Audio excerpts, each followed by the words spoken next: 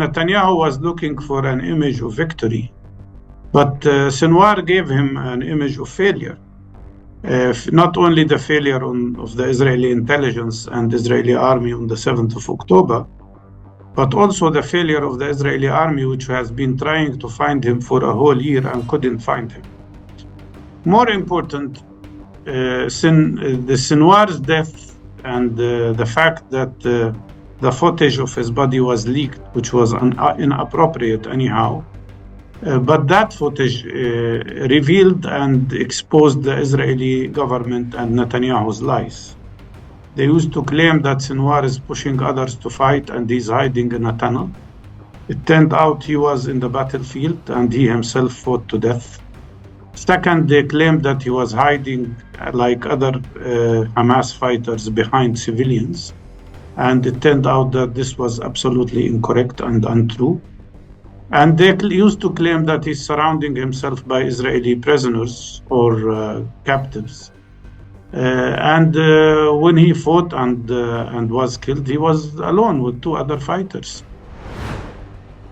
And the reality here is that the biggest terrorist is Netanyahu and his government and his Minister of Defense.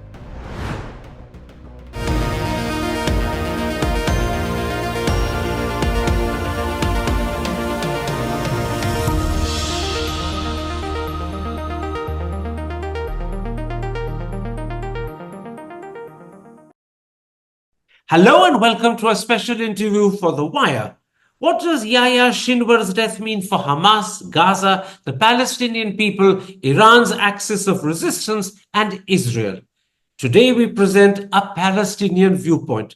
My guest is the former Information Minister of Palestine and the General Secretary of the Palestinian National Initiative, Mustafa Barghouti. Dr. Barghouti, let's start with the death of Yahya Sinwar. He wasn't assassinated, but killed accidentally. What do the circumstances of his death tell us about the man?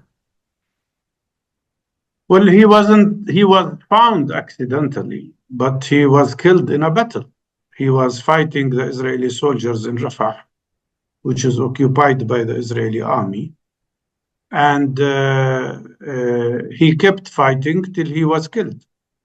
In a way, the Israeli army was looking for him, and he was the one who found them.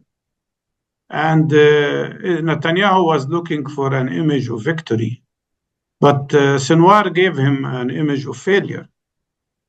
Not only the failure of the Israeli intelligence and Israeli army on the 7th of October, but also the failure of the Israeli army, which has been trying to find him for a whole year and couldn't find him. More important, the Sinwar's death and the fact that the footage of his body was leaked, which was inappropriate anyhow, but that footage revealed and exposed the Israeli government and Netanyahu's lies. They used to claim that Sinwar is pushing others to fight and he's hiding in a tunnel. It turned out he was in the battlefield and he himself fought to death. Second, they claimed that he was hiding like other Hamas fighters behind civilians.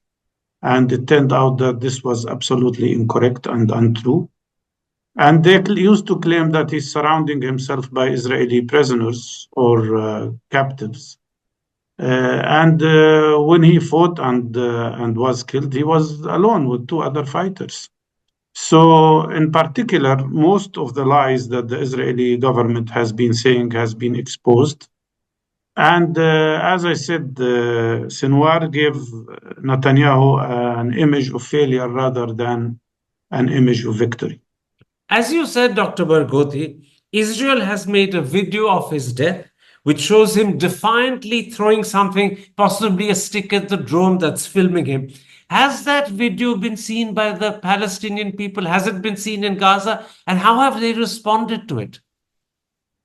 Yes, it was seen. And the vast majority of Palestinians, as well as probably Muslims and Arabs and anybody who supports the right of Palestinian freedom, will perceive these images as images of a hero who fought to the end.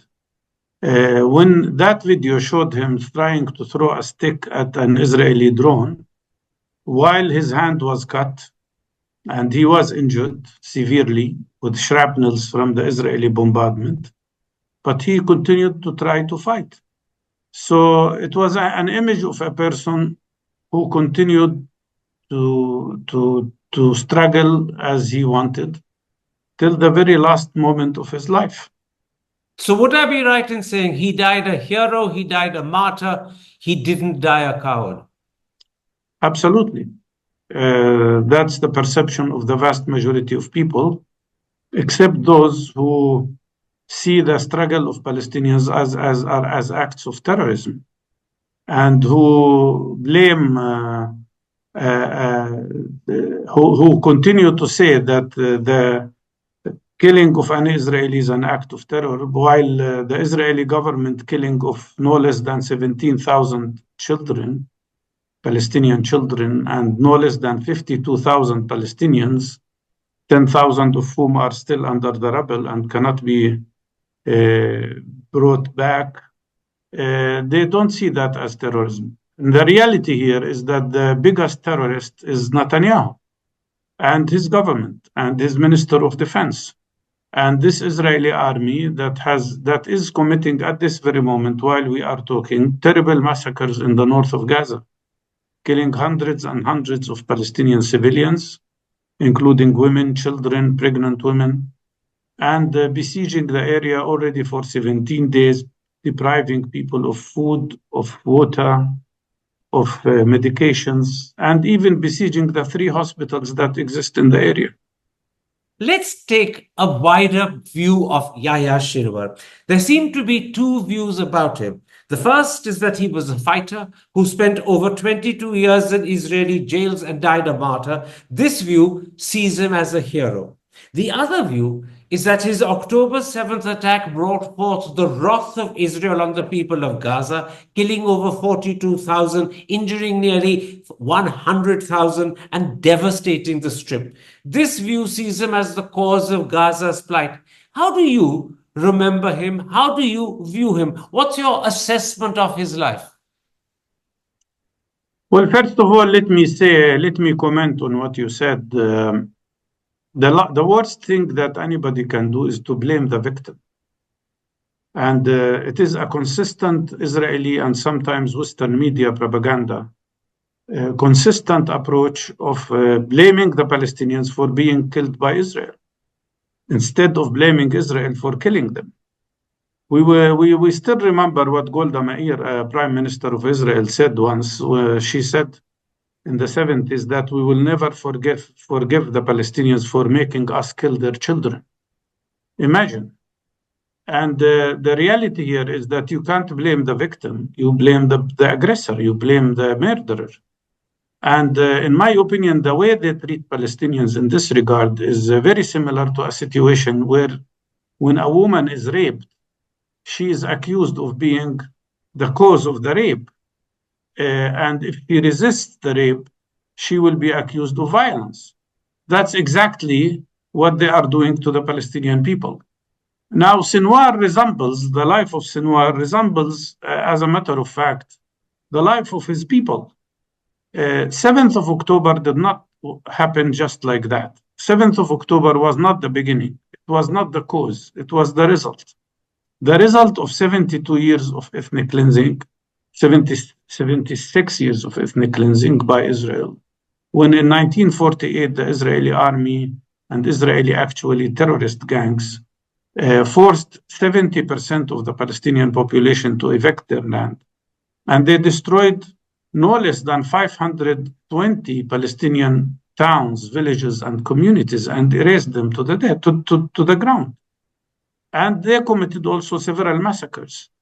Among the 70% of the Palestinian people who became refugees are 70% of the population of Gaza, including Yahya Sinwar himself, who descended from a family that was evicted from its village in the Negev, in what became called Israel. And he lived all his life under Israeli military occupation, which is now the longest military occupation in modern history for 57 years. Not only that, Sinwar himself was arrested for resisting occupation and put in jail for 22 years. The main difference between him and other prisoners is that he devoted these 22 years to understanding the Israeli mentality, to learn the Hebrew language, which he mastered very well, and to study very carefully the behavior of the Israeli occupation. And that's why he was the mastermind of what happened on the 7th of October. He devoted his life to resistance. And if you want to understand his personality, when he was released after 22 years in jail in an exchange of prisoners, he had, as he used to say, he felt the responsibility of releasing all other Palestinian imprisoned people. And he thought that through 7th of October, he could catch a number of Israeli soldiers and exchange them with the prisoners. I don't think he had the intention of killing any civilian. What happened is that the Israeli brigade collapsed, and then we saw what happened. In summary, I'm sorry for the long answer. Please don't worry. But in summary, his life resembles the suffering of the Palestinian people, especially those in Gaza who have been put also under siege for 17 years, deprived of food, of electricity, of energy, of normal life. 80% of young educated people in Gaza were unemployed. And of course, eventually, and by the way, Sinwar committed himself to what we advocated, which is nonviolence. He committed to that from 2014 to 2019. He and Hamas, for 5 years, they stuck to nonviolent resistance. But the result was nothing. The result was more killing, more handicapped people, because Israel kept shooting people who were demonstrating on the borders. And the same happened in the West Bank. So eventually, the question here is, do the people who are under occupation have the right to resist occupation or not? That's the basic question. Let's at this point broaden our discussion and talk about Hamas. As I said a moment ago, since October last year, over 42,000 people have been killed in Gaza. Perhaps another 10,000 are buried under the rubble. Almost 100,000 are injured. Virtually the entire 2.3 million population has been displaced, and the Strip has been devastated. Has all of this had any effect on the support for Hamas? Have the people of Gaza turned against Hamas because they believe that this has all happened because of Hamas, or does the support for Hamas remain as strong? Look, the Israeli propaganda and some other media sources that support Israel try to create an image as if the people are blaming Hamas for what happened to them. Maybe some people do, but the vast majority understand that they are the victims of the Israeli bombardment, the victims of the indiscriminate Israeli artillery bombardment, airstrikes, drone strikes. And the vast majority of Palestinians know that they were killed even before the 7th of October. Since 1948 until the 7th of October, Israel has killed at least 100,000 Palestinians. So the people do not accept this approach of blaming the victim, and they don't buy it. But on the other hand, you have to understand that 6.5% of the population of Gaza today, 6.5%, are either killed or injured by Israel.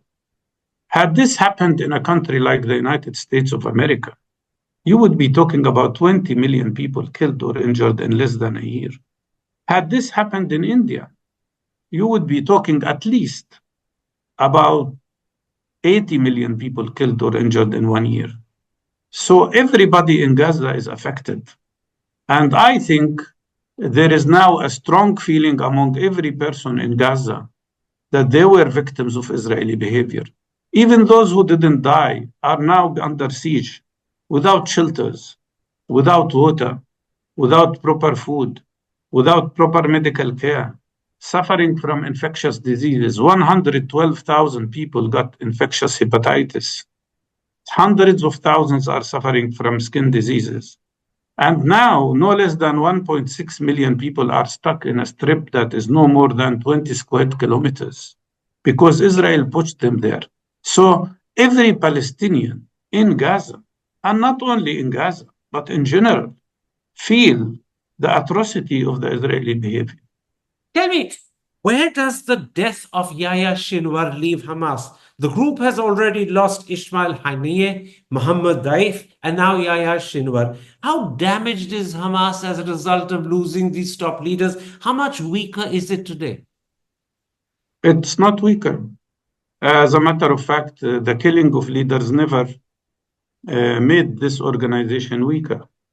On the contrary, before Sinwar, the founder of Hamas, Sheikh Ahmed Yassin, was assassinated in Gaza. And after that, the next leader, Rantisi, was assassinated by Israeli airstrike. And then after that, Ismail Abu Shanab was killed. And then Aruri, and then Haniya, and now Sinwar. These killings don't weaken them. On the contrary, it makes them more popular. And Hamas is not an organization that is led individually. It's an organization that is led collectively. They have collective leadership.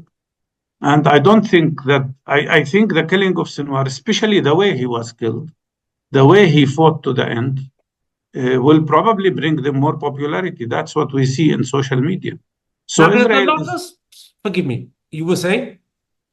No, Israel is absolutely stupid when they think that killing leaders change the course.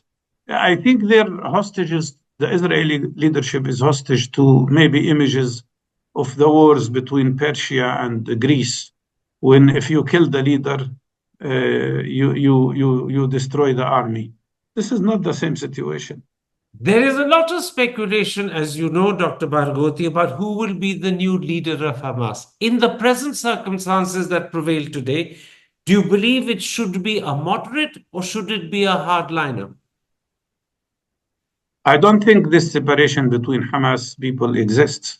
I don't think they are two camps. One is moderate and one is extreme. I think they're all following the same approach, and they will find it is their decision to decide who will be the next leader, and they will do it. You know, Haniya was assassinated not very long time ago, and immediately they chose Sinwar. So, in my opinion, they will choose another leader, and they will do it successfully. And I don't accept this approach of, I know Hamas quite well. Of course, I'm not Hamas. We have a completely different line from Hamas. But I know Hamas well from our negotiations with them about national Palestinian unity. And I don't think they are divided into groups. They are one homogeneous organization. Hi, I'm Karan Thapar. Over the last few years, I hope you've been watching my program, The Interview on the Wire. During that period, I've interviewed doctors, politicians, businessmen, scientists, authors, and even the occasional Nobel laureate. For me, it's been exciting. I hope it's been enjoyable for you. But these, as you know, are tough times, and if this program is going to remain bold, independent, and sometimes even defiant, then I think we need your support. At the end of the day, it's a truism, but editorial independence is best defended by the viewers. So if you would like this program to remain the way it is, forthright, outspoken, and interesting, then would you consider supporting us? All you have to do is to click on the description at the bottom. But more than anything else, I hope you will continue to watch the interview. Your viewership means an awful lot to me.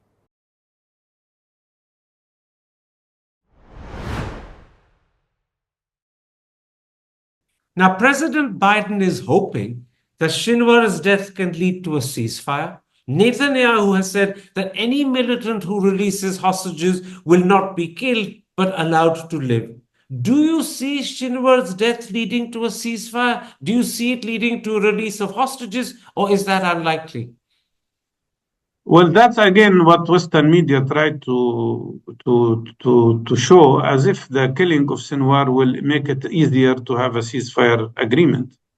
There is very cunning and hidden argument here, because if you accept it, then you accept that Sinwar was the obstacle.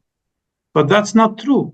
Sinwar was not the obstacle, and Hamas was not the obstacle. The obstacle was Israel, and the obstacle was Netanyahu.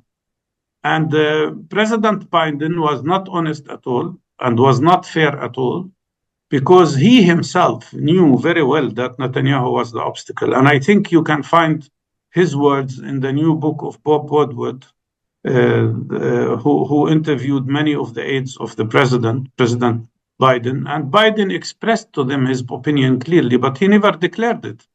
Biden said and presented a plan for a ceasefire in Gaza and exchange of prisoners, which would have brought back all Israeli captives safe and alive. And he claimed, when he presented his plan, which was also approved by the Security Council of the United Nations, Biden said that the plan was accepted by Netanyahu. Hamas accepted the plan immediately. But then Netanyahu changed his mind. And then Biden, instead of saying that Netanyahu was to blame, he started blaming Hamas. So in reality, neither Sinwar nor Hamas were the obstacle. And they are not the obstacle at the moment. The obstacle is Netanyahu, who wants to expand the war to Lebanon, to Iran. He wants to drag the United States into a war with Iran. You remember, I told you that maybe in one of the interviews, maybe in the first or second month of this war. I said it several times that Netanyahu's real intention, he doesn't care about the Israeli captives. His real intention is to expand the war, to prolong the war, to change, as he says, the map of the Middle East. He wants to create a hegemony of Israel over the Middle East, but also he wants to annex the Palestinian occupied territories. In fact, Dr. Barghouti, you said that in our first interview almost a year ago. Let me ask, where does all of this... Maybe you can show that clip. Absolutely. Mr. Netanyahu went to the United Nations, most recently spoke at the General Assembly, and showed a map of Israel. That map included the annexation of the occupied West Bank, the annexation of the occupied Gaza Strip, the annexation of occupied East Jerusalem, as well as the Syrian Golan Heights. He declared to the world his intention to completely violate international law by annexing occupied territories. Where does all of this, where do the present circumstances leave the axis of resistance? Since July this year, both Hamas and Hezbollah have lost top commanders, and maybe they've lost hundreds, some would say thousands of their fighters. Is the axis, as a result, weakened? I don't like to use this terminology of axes. I think Iran is trying to defend itself against Israeli intentions, and I think Iran doesn't want a war. That's why they have been careful in responding to Israeli attacks. I do believe that Lebanon doesn't want to continue the war, and they said it very clearly. As a matter of fact, to my knowledge, according to information that we received, Nasrallah himself was ready to accept a temporary ceasefire. And when Netanyahu knew about that, he decided to implement the execution of Nasrallah and to assassinate him. So, but Nasrallah's death did not stop Hezbollah. On the contrary, now it's getting maybe more effective. So, in my opinion, Lebanon and Iran and Iraq and Yemen all said very clear message. Stop the attack on Gaza and we will stop all our military actions. So the key is to stop the attacks on the population of Gaza. If Netanyahu accepts that, the whole Middle East will become calm immediately. Before I end, Dr. Barghouti, let me put to you how the situation apparently looks when seen from Israel. Over the last 3-4 months, they've killed Ismail Haniyeh, Mohammed Deif, Yahya Sinwar. They've also killed Hassan Nasrallah, Fouad Shukra, and perhaps a dozen top Hezbollah commanders. Both Hamas and Hezbollah are believed to be considerably weakened. Israel now believes it has the upper hand. Do you agree or do you disagree? No, you should look at the picture from the other side. Israel lost, according to them, yesterday they declared that 6 colonels from the Israeli army were killed in Gaza. 6. And Netanyahu's house personally was attacked by a drone from Lebanon, his residency in Caesarea. And Israel is now suffering from an unprecedented amount of human losses among the army, soldiers. And that is something they never had, except maybe in 1973 war with Egypt and Syria. But in 1967, they lost less soldiers in an act, in a battle where they defeated 3 big Arab armies. So the losses on the Israeli side are serious. On the other hand, the economic losses are huge. And I think Israel is just about to go into the deepest economic crisis in its history. They estimate that the cost of this military operation is $70 billion. Of course, the United States is helping them. But the other aspect is that when Iran responded to their attack on Iran, they had to have the help of United States, France, Britain, Germany, and maybe many other countries, including the Central American Command, to defend Israel. So no, I don't agree that they are almighty.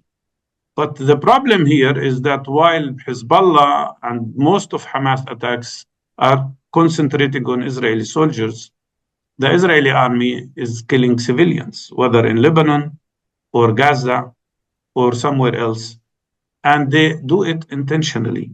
The vast majority of victims on the Palestinian and Lebanese side are civilians, including 177 journalists, including 920 of my colleagues, doctors, nurses, health professionals, including unlimited number of women and children, at least 17,000 children in Gaza and about 11,000 women.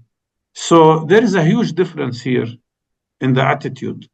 And I believe it's time for the world to see that in this case, Israel is the aggressor.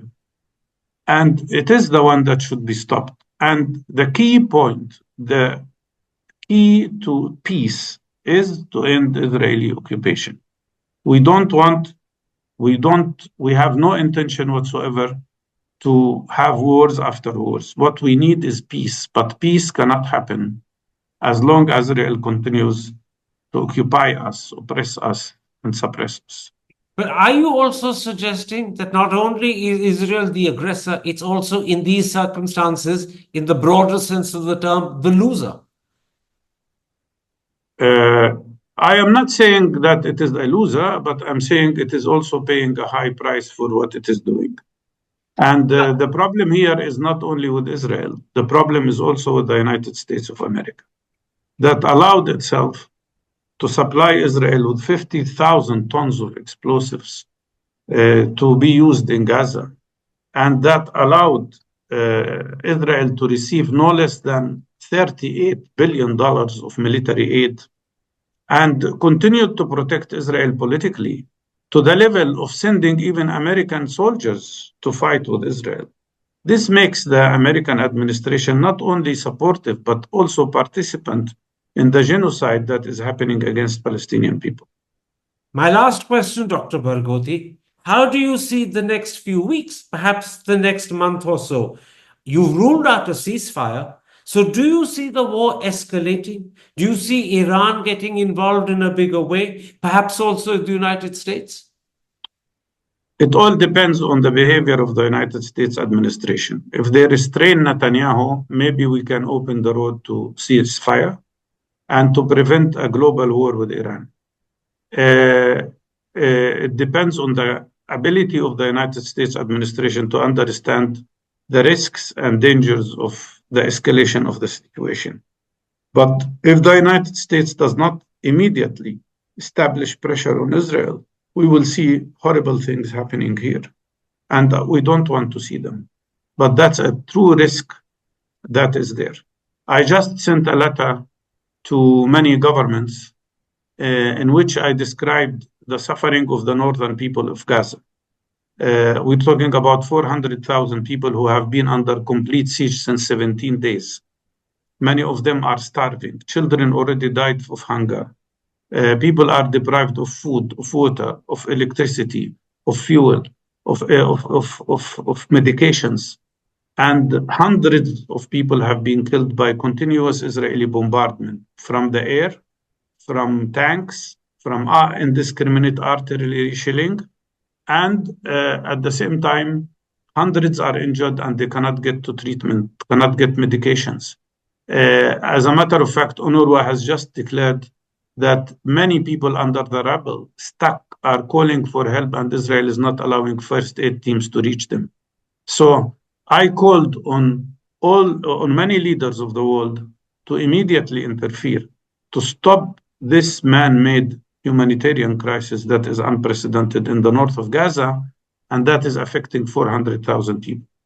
I hope those leaders hear you. I hope those leaders respond. I thank you, Mustafa Barghouti, for the time you've given me. Take care. Stay safe. Thank you so much. Take care. Hi, I'm Karan Thapar. Over the last few years, I hope you've been watching my program, The Interview on the Wire. During that period, I've interviewed doctors, politicians, businessmen, scientists, authors, and even the occasional Nobel laureate. For me, it's been exciting. I hope it's been enjoyable for you. But these, as you know, are tough times, and if this program is going to remain bold, independent, and sometimes even defiant, then I think we need your support. At the end of the day, it's a truism, but editorial independence is best defended by the viewers. So if you would like this program to remain the way it is, forthright, outspoken, and interesting, then would you consider supporting us? All you have to do is to click on the description at the bottom. But more than anything else, I hope you will continue to watch The Interview. Your viewership means an awful lot to me.